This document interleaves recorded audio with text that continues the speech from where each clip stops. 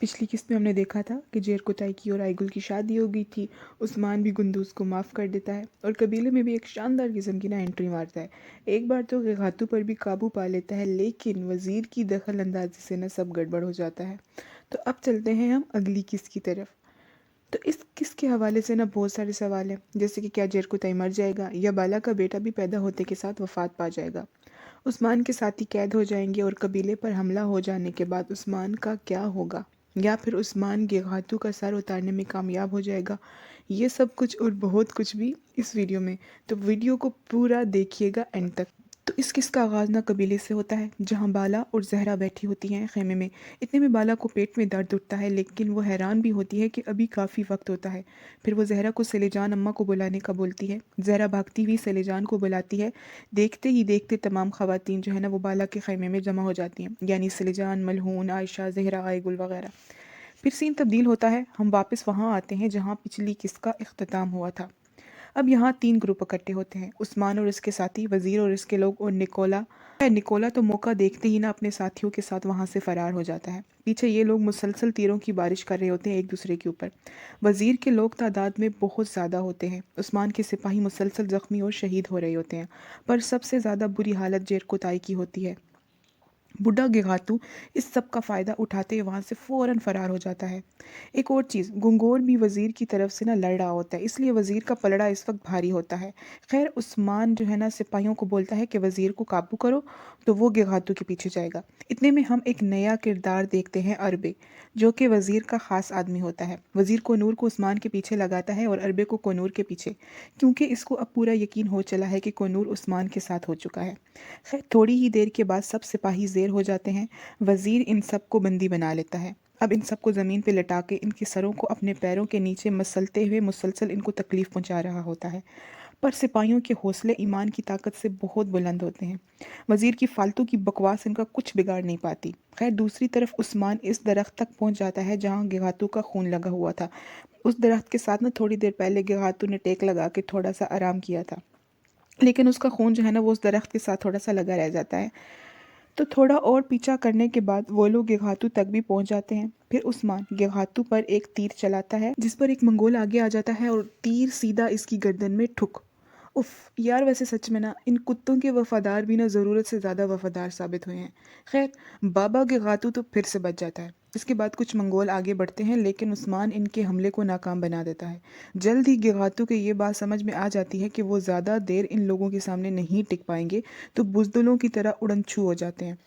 लेकिन उस्मान भी पीछा नहीं छोड़ता। दूसरी तरफ जंगल में सिपाहियों को बांध कर ले जाया जा रहा होता है। जेर कुताई बेचारा शदीद जख्मी होने की वजह से निढाल हुआ जा रहा होता है।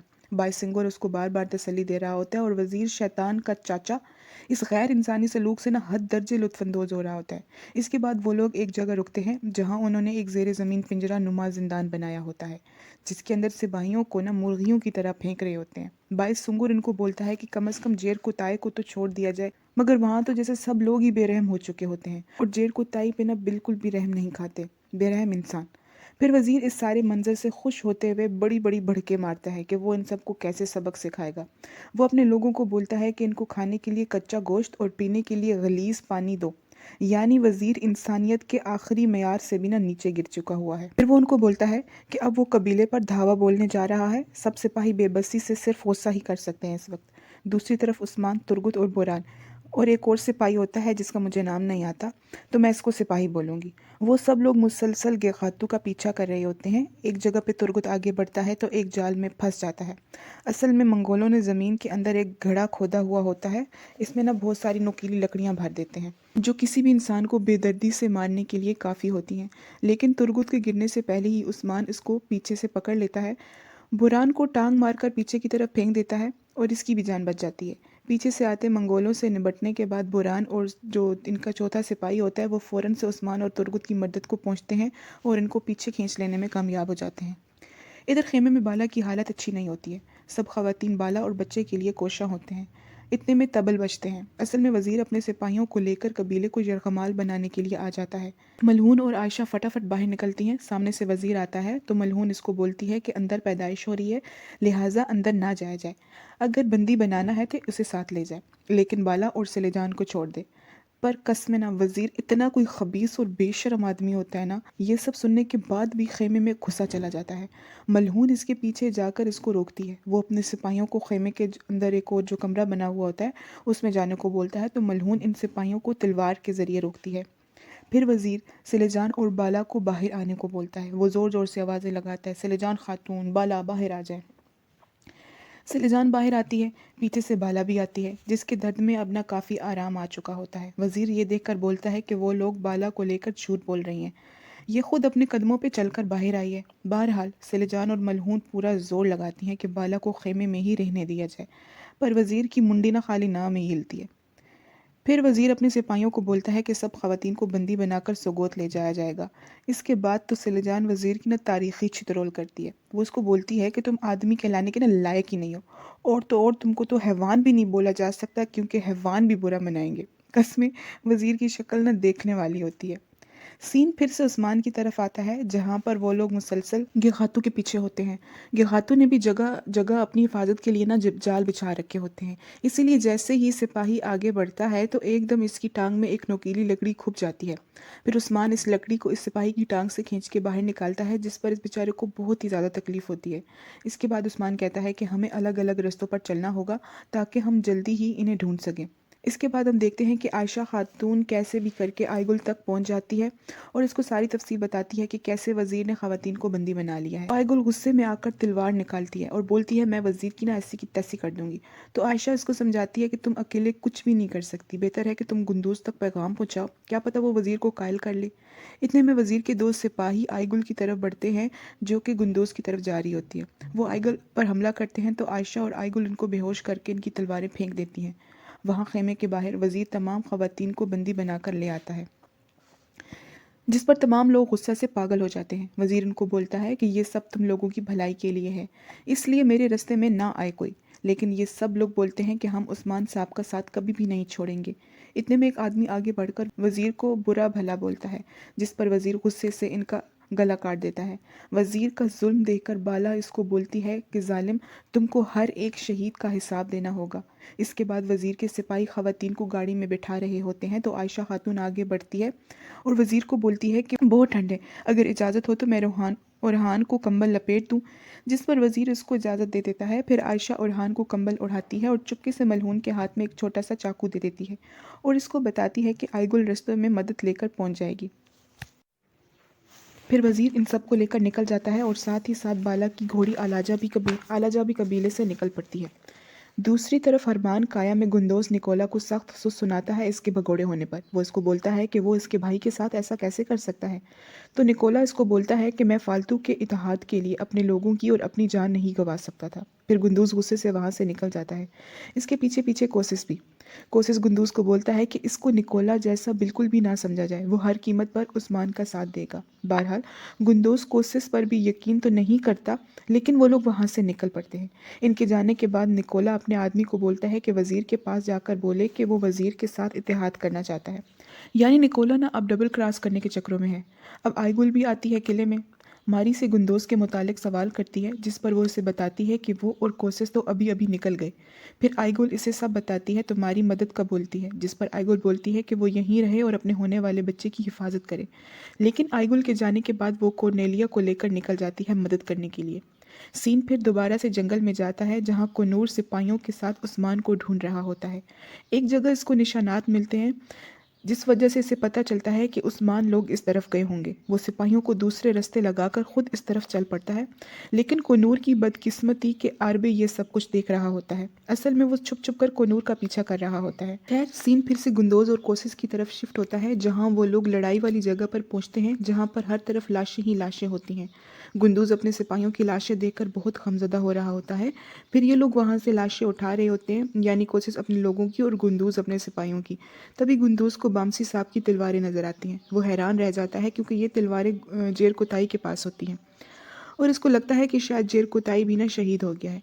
इतने में एक जख्मी सिपाही उनकी तरफ बढ़ता है। वो गुंदोज को बताता है कि वजीर ने उस्मान साहब के तमाम सिपाहियों को बंदी बना लिया है और इनको कहीं ले गए हैं। तो गुंदोज सख्त गुस्से में आ जाता है। दूसरी तरफ हम फिर से उस्मान की तरफ आते हैं, जहाँ ये चारों फिर से इकट्ठे होते हैं। इन पर मंगोलों ने हमला किया होता है। वो सब लोग हमेशा की तरह बहुत बहादुरी से मुकाबला कर रहे होते हैं।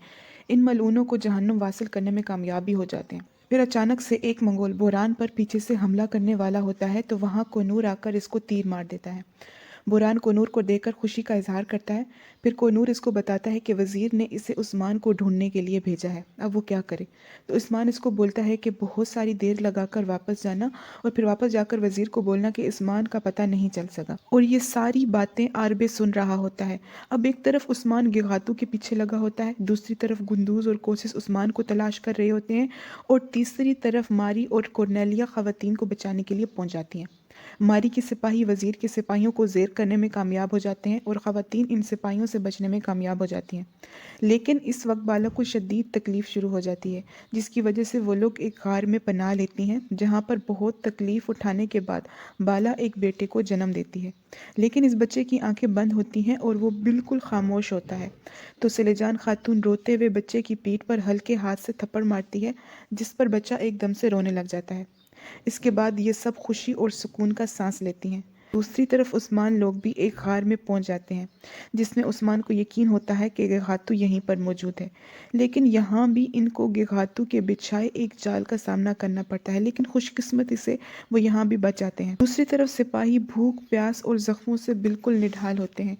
अब वो लोग ना रात होने का इंतज़ार कर रहे होते हैं कि जैसे ही रात होगी वो लोग यहाँ से भागने की कोशिश करेंगे, लेकिन वो ये कर नहीं पाते क्योंकि वहाँ सल्जूकी सिपाही फ़ौरन से आ जाते हैं।